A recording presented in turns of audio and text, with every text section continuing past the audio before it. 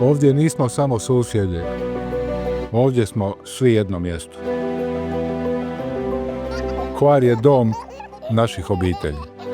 Mjesto gdje rastemo, gdje učimo živjeti i ostajemo jer znamo da može biti bolje.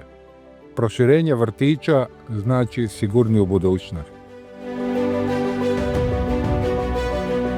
Zdravstvo mora biti dostupno stalno i zimi i ljeti.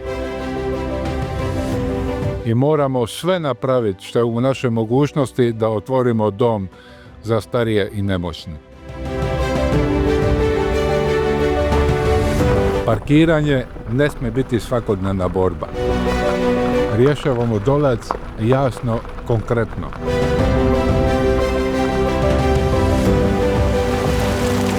Završit ćemo cestu prema Svetoj Nedelji, jer svaki dio otoka zaslužuje povezanost i poštovanje.